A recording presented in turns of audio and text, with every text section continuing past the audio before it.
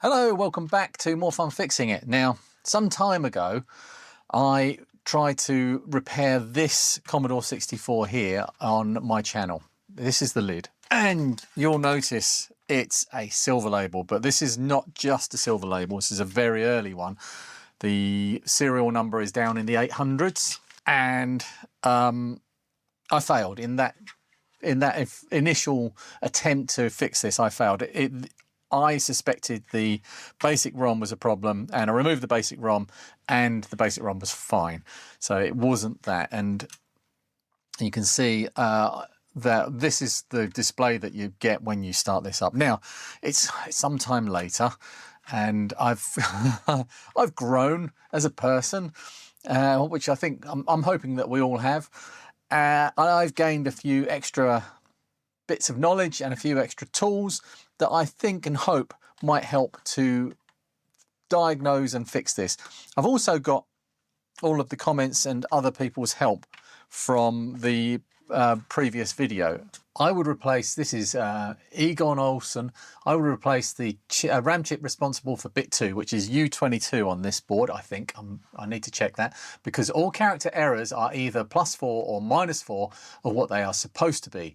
Looks like as if some cells are stuck high and others are stuck low. You can piggyback it first. By the way, you won't get a ready prompt without the basic ROM working. It was unlikely to be that. See, I've learned something. Thank you, Egon Olsen. Check the checksums of the ROMs before proceeding. I can't do that, I don't think, because the Diagnostics doesn't run to check the ROMs. Personally, this is Rudy. I would start with the RAM and multiplexers since DES test failed on memory. However, I would also check the PLA. Now, one thing I didn't check in that last video is the chips that were in sockets. So, oh, there's a little bug crawling across here. I'm going to leave you alone. You're fine. There's a VIC2 there that's in a socket. The SID is my own SID. The SID has been removed. The one from this board is being kept safe elsewhere. So it's not that.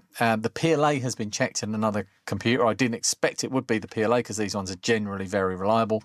And this 6510 CPU has been checked in another machine, and that is fine as well. So it's none of those, and it's neither of those. So the only suspects left are all of the logic, all of the RAM, and the 2 CIAs.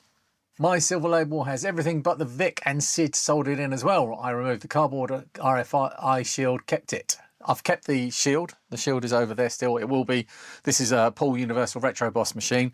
When this goes up for sale, it will have the cardboard with it. I'm not going to put it in. I will put it back inside this one, but I would recommend if you buy this machine that you don't run this machine with that cardboard installed, because it will just keep heat inside the machine and kill it faster. And the RFI shielding is not going to serve the machine. The algorithm brought me to this video, and I thought he was going to literally fix the silver label part, a part of the label, not the computer as a whole. Now, Sven Peterson, a man who knows his stuff, I think the DES test Max gave you a hint. The RAM might be faulty. That would be the first thing to try. The DES test does not perform a really good RAM test, and if some of the address logic inside the RAM, it might not detect it. So what he's talking about there is I showed that DES test was not giving a good result. DES test Max was showing bit 2 constantly and consistently that bit 2 was wrong.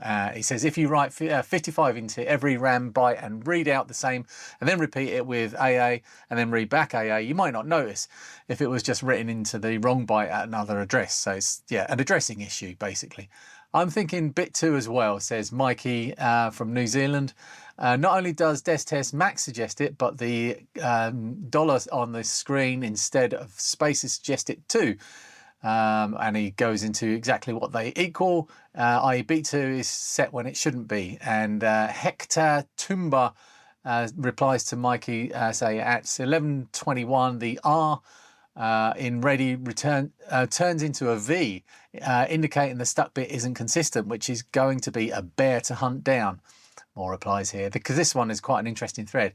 And then Root 42 says R is 0x12 and V is 0x16. Remember that C64 and all other Commodore 8 bits use screen codes instead of PETSCII or ASCII. So there again, you have bit 2 being bad. Someone called Retro Recipes, sure I've heard that name somewhere before, says nice work so far. Thank you, Christian. Always test the socketed chips first, the PLA. Done it. Another, do I recognise Dave Velociraptor? Familiar name. I'd like to see a video on label repairs. Cheers, Dave. Telemedic 5142. I think this is RAM due to the screen having $ in fixed places. Another one for RAM. For the love of Commodore 64s, I would start with the RAM also. It's like the out of memory error screen, but it's not. I agree with Rudy. Multiplexers first. Oh, one for multiplexers. Ravenwolf Retrotech, I have to commend you for stopping and taking the time to consider your options. If everything on the address and data bus looks fine, I would suspect the RAM has some kind of addressing fault, but without my eyes on it, I'm reluctant to make guesses after a recent bad experience doing just that. Tornado Smith, fairly new to the channel and loving it. Cheers. I hope you stuck around. Only time, Pigwood Light says, the only time I've seen a fault like that, it was dodgy RAM. Des test might be right. Retro Text Sanity, a blank space in hex value is OX20 and the $ is OX24. Converted to binary, the difference is bit number 2 is high for OX24 and low for OX20. Same goes for the letter S in test, that changes to a W. The only difference between an S and a W is bit 2 being high for W, so I think Des test is bang on right with bit 2 on the bus being angry. In theory, it could be anything attached to data bit 2, but I would imagine that bit 2 is occasionally stuck high due to some faulty cells in the RAM chip. I bet if you short bit 2 to ground for a few milliseconds on a working machine, you would see a similar problem. It is common to boot to a ready prompt without the banner with memory failures. I would wager that your ROMs are fine and the problem is the memory chip itself. Oh, this is good information. Or possibly the 257, but if the 257 were bad, I'd expect an instant crash of garbage on the screen and not just a single flipped bit here and there. There's some replies to this one. Rooty's channel says, yes, I think another clue as to what is happening is shown at 11:36 when the text being entered overwrites bit 2 in the first 2 characters of ready, the D in hello world being OX04, and shows the binary there, and the symbol being OX22, it changes R to V, setting bit 2 because it is set in D.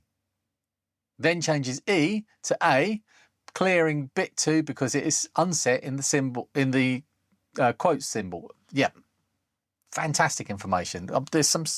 I wish I was as clever as you lot. Patzik 1910. Looking at the screen, you can see that when editing the basic program, also the ready text changes.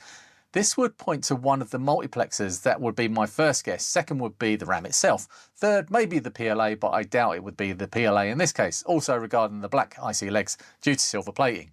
Hackatumba says, Des test Max says, blue background, 0 page fault. There is an error in 0 page, whether it is truly a RAM or problem or PLA or something else, then all bets are off as to the behavior of the system and you need to take a look at the RAM or the address lines to the RAM.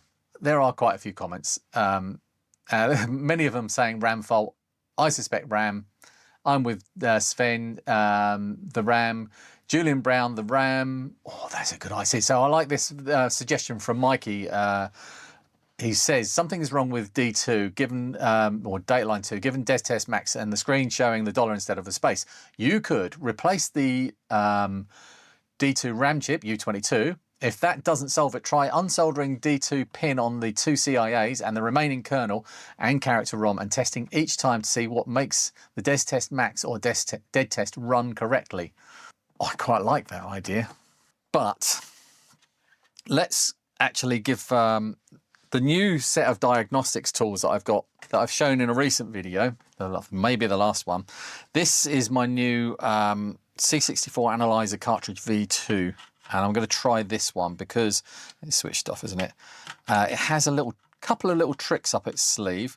And one of them is the ability to actually look at the data lines on my PC without having to plug in a scope. So let's try that. It's all very well working on something safe and plentiful like my beloved ZX Spectrum or Commodore 64. There are literally millions of these things being dug out of sheds and attics all the time. But what if you want to explore something a bit more obscure? Buying a rare vintage computer like a Computer's Lynx these days is a huge investment.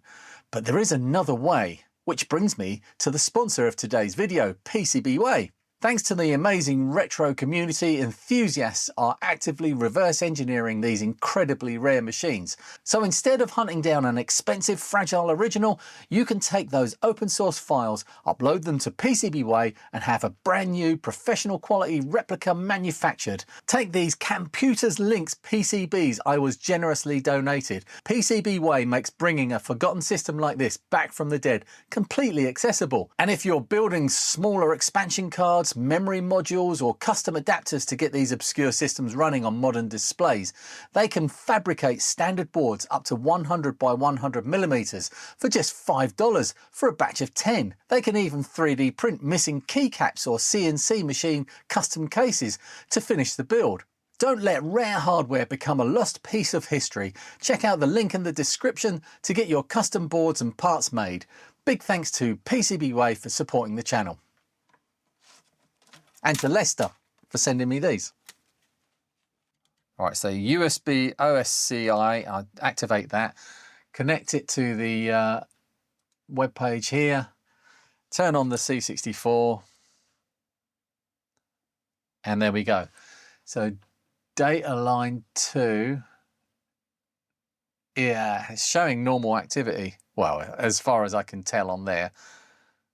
That's one of the tricks that this has. Right, then another trick is to check for shorts on the pull-up resistors and things like that. Just want to get these out of the way. Checking the pull-ups are okay, and checking for short circuits, which I'm doubting there's going to be any because it was running. But it's nice to have these checked just in case. So let's get that out of the way. I'm going to run the system check. I'm going to try and zoom you down on this bit. Let's see what this says. Reset is okay, timing is okay, VIC is okay, CPU is okay, PLA is, I think, the one that comes up faulty. No, yeah, PLA bad, ROM L 8000 kernel. Right, so let's take this out. The PLA we know is good.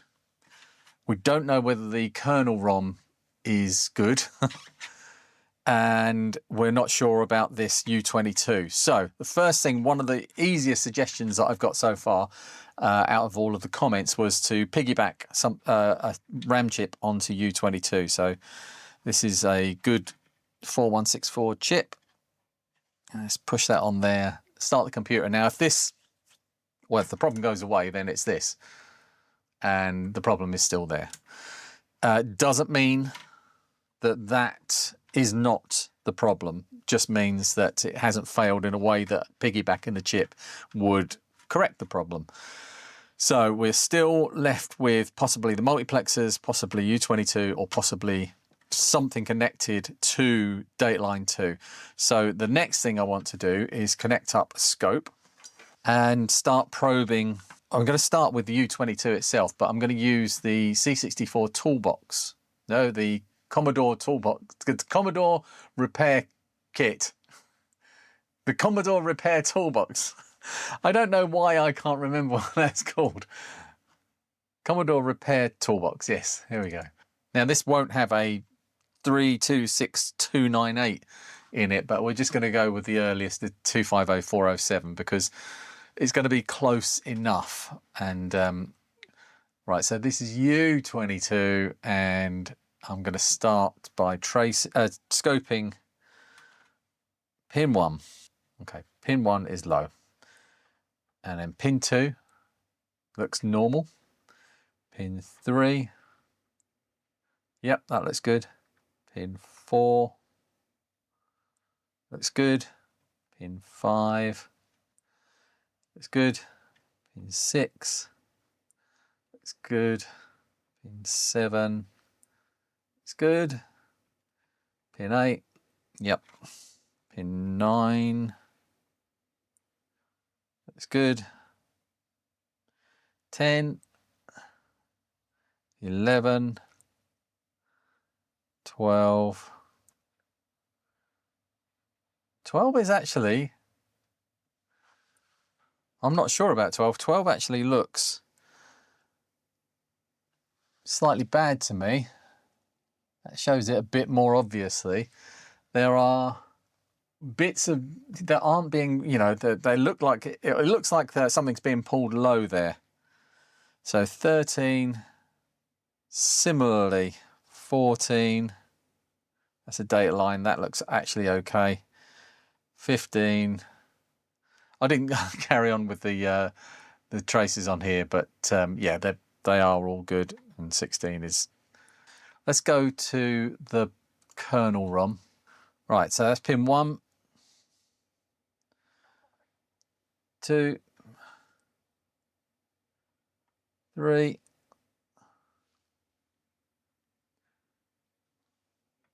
4, 5, 6, 7, 8, 9, 10, 11, 12, 13, 14, 15, 16, 17, 18. Remember 18, that might be a problem. Don't like the way some of those signals are bouncing up and down. 19, 20, 21, 22, 23, 24. So 18, what was 18? Address line 11. Interesting that address line 3 and 11, the ones that did look a bit off, are next to our neighbours on pins 2 and 3 of U25. Look, I think we're at the point now where I'm going to have to make a choice and either take out U22 or the kernel ROM, and probably both, or I might end up taking U25 out as well. And I think I'm just going to have to bite the bullet, because at this point, I'm not sure what else to do. I could disconnect data line 2 from different chips to see if that makes any difference. So disconnecting it from the kernel ROM, but I think that will just mess everything up. Let's warm up the desoldering station, flow some solder onto U22, take that out and test it, and then see where we are. If it's not faulty, I'm going to solder it back into the board so that it is back how it was. Well, I'm trying to change as little as possible on this board.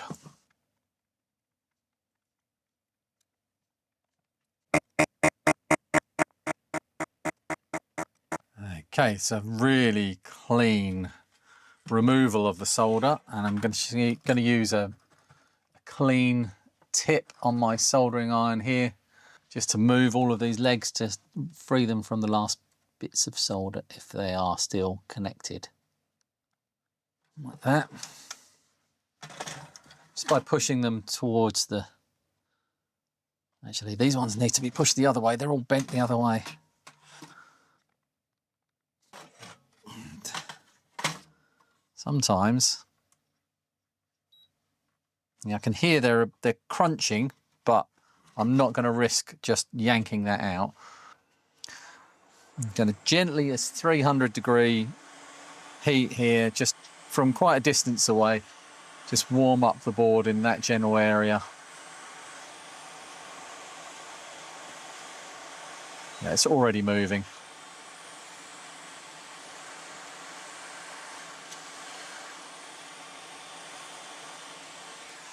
That's the absolute best and safest way to remove a chip. You're not going to get it out any cleaner than that. There's no solder left in there at all. Okay, I've got this new multi-retro DRAM tester. There will be a video on this soon, probably on my main channel. But this is my new favorite toy. This is amazing. I've got different versions of this and quite a comprehensive video coming up about this, and I want to tell you about Phil, who made it as well. But this is quite impressive. Let's plug this in. The lovely braided cable that Phil sent me with this. It makes some lovely sounds as well. So if I want to test a 4164. Let's move up to 4164 like that, select it. And it tells me which socket it's going to be in, which is this one. It's lit up. Let's put the chip in there, secure it in place. Oh, it is a bad RAM chip. It's a bad RAM chip. Okay, I'm going to put a socket in here. There's going to be some people that would prefer this soldered to the board. I know Henry would definitely like this soldered to the board. But because I've not finished diagnosing this, I'm not going to risk just soldering this to the board and then missing something. So I'm just going to put a socket in this and put that working chip. Let's just make sure that this is a working chip.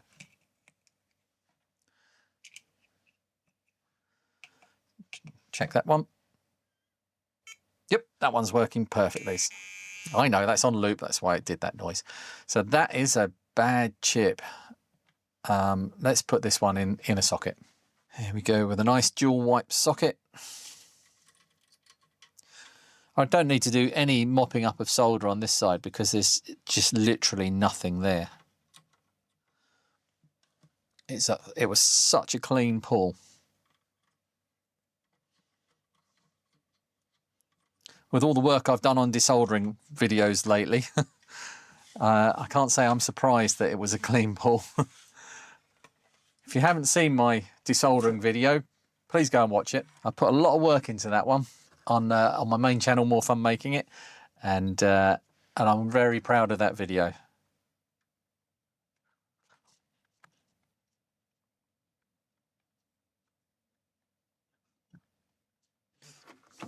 Give it a spraunce up. Give it a new chip.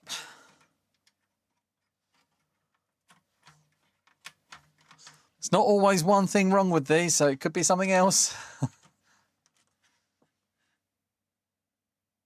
Hey! Brilliant! We fixed it! You did it as well. Well done, everybody that helped out in the comments. Mikey and Sven and everybody. Julian, Rudy, lots of you helped out with this one. Thank you very much. I don't need fancy diagnostic tools to fix things. I've got you guys. So I'm just gonna connect up the test harness to this, give it a run through, make sure that it passes diagnostics. Then I'm going to put in the des test, not that one, my des test switch cartridge, and give it a really good test of the memory, and then test the keyboard, put it back together, give it back to Paul, and he will put this up for sale. What a lovely machine to own.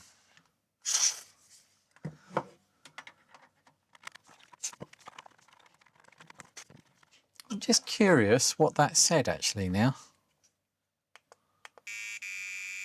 So this actually tells you what is wrong, and it says row bit 6, A6, which has failed.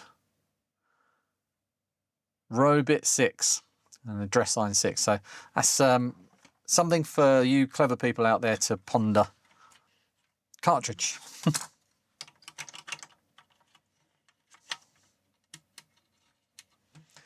Right, let's see what that does.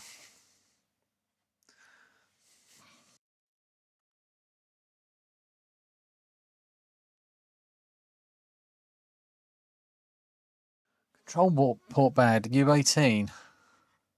Could be idiosyncrasy of the early board. Could be a bad connection. Let's just check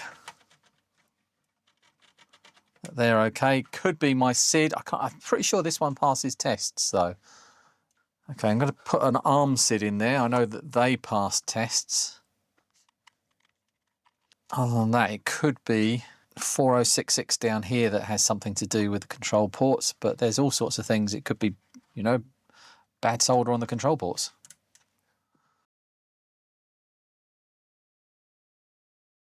Yeah, still the same. Okay. That's one thing I wish that this told you a bit more, gave you a bit more information, is what is bad. Is it the fact that the, I don't know. I don't know. This could be an idiosyncrasy of an early C64 revision that just reports these as bad, or that the diagnostics doesn't work very well with them. Could be that. Could be this 4066, but I'm going to check for bad solder. Let's turn it off first. Okay, some of that solder does look a bit crusty around there. I'm just going to give it a reflow and we'll try again. It's worth doing this before I start pulling chips out.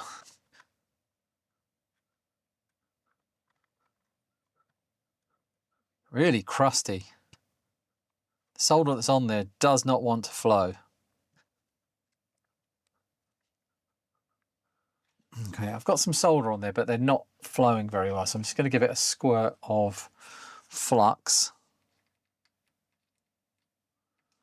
around there, and just, this flux becomes highly corrosive at temperature, and that will just burn off that oxidization or whatever it is that's stopping the solder from making a good joint. Now we should have perfect solder joints. Should. Yeah, a little bit blobby, but I've added extra solder on. Well, actually, yeah, that one there is way too blobby.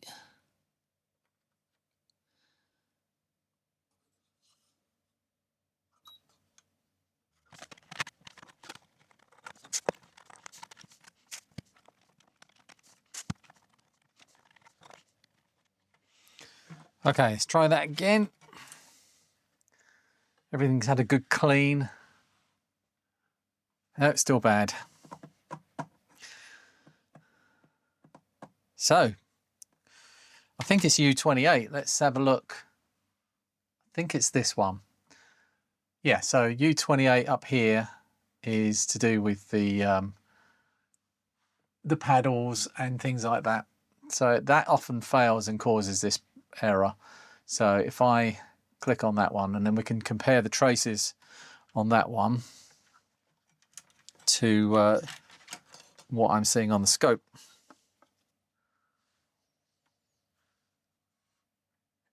Well, I'm not exactly sure what's going on there. And why is that wobbling?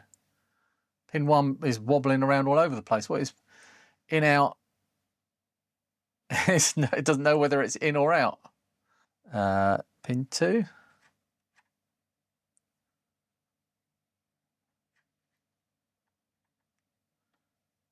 This is on, isn't it? Yeah. Well, pin 2 doesn't look like that. Pin 3 doesn't look like that. Pin 4 doesn't look like that. Pin 5 doesn't look like that. Pin 6 doesn't really look like that, but that might just be zoomed out. Pin 7 does look like that. Pin 8, yeah, I think this is broken. They're all, yeah, that looks really broken to me. Let's get that out. Dennis, this new Commodore repair toolkit I've remembered on the first attempt is amazing. It's making my life so much easier. Thank you so much. Now make the Spectrum version. We want an Amstrad repair toolkit and a Sinclair repair toolkit and an Atari repair toolkit, or just put them all in the same thing. That's fine. I'll wait here till you're done.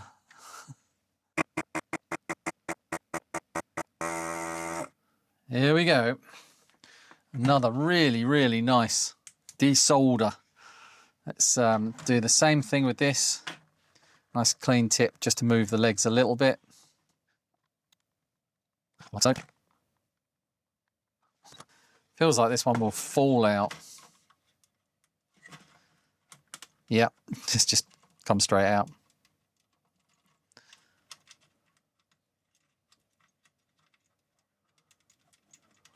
It's a leg hanging on somewhere.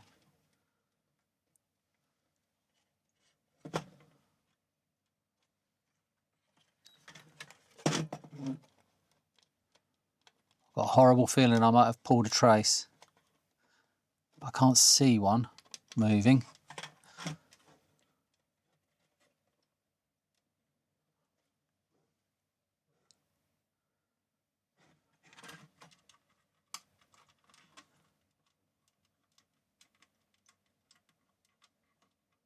Oh, no, it's just a phew. So I'd been too hasty then. 4066. I don't think can I test these? Have I got something I can test these in? Of course I can test them in this. Okay, so it's not going to actually, I don't think it will do anything if this chip is not even installed. Let's connect it up. So I think this will just function quite normally, but it will just not pass the diagnostic test for the SID. So I'm going to have to test it with a full test harness. Right, so without that chip installed, big fluff, this should fail. Control port bad, U18 bad. So I put this, I think this is the one that was out of here. I've forgotten which one is the faulty one, so I'm just going to check. Control port okay, so that is the good chip. And this is the bad chip. Put that one in and see if it fails. It's not that chip. Oh no. That's annoying. It could still be just an early C64 board. This is annoying because I would like to, I don't like leaving something not fixed.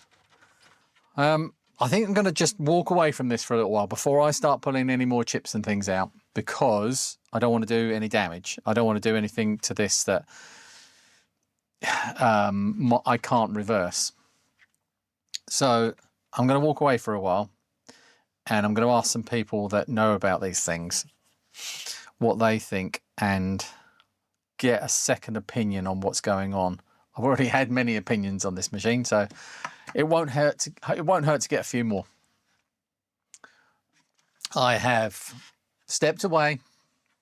It's some hours later now in the evening, and I've given this quite a lot of thought. I've done quite a bit of research, and I've come to the conclusion that I am not going to try to chase down this last fault, and I will show you why. If you look here on the board layout, the different chips that are involved with controlling the controller ports are the U18, the SID chip, U28, this 4066 down here, and U1. So if I look at this first part of the schematic, U28 is up here, and that is connected to the CIA, and with these connections, I've marked these so that I could easily identify them. I've scoped out all of this. It all looks fine. There's no problems with this compared to the different traces that you can find on this in the Commodore repair toolbox.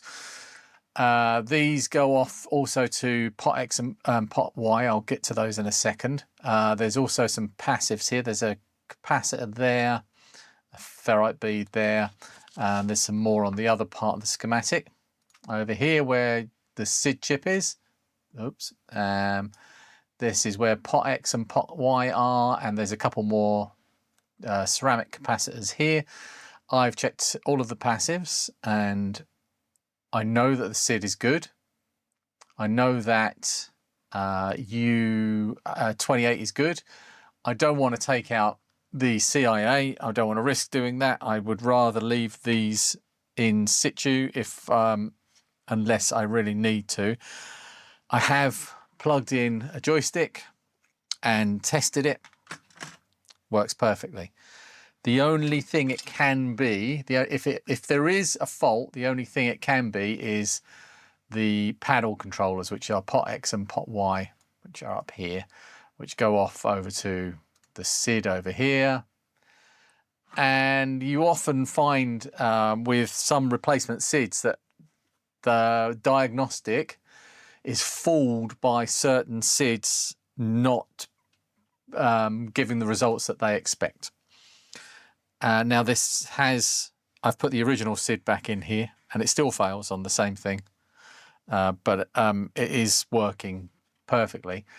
The only thing I can't test is actually plugging in some paddles and trying it. And I'm fairly confident that because the 4066 is okay and because the system is working perfectly apart from that error coming up, and well, it's working perfectly as far as I can see. I don't think it's the CIA. I've scoped every line on there and they look perfect. There's no problems with it.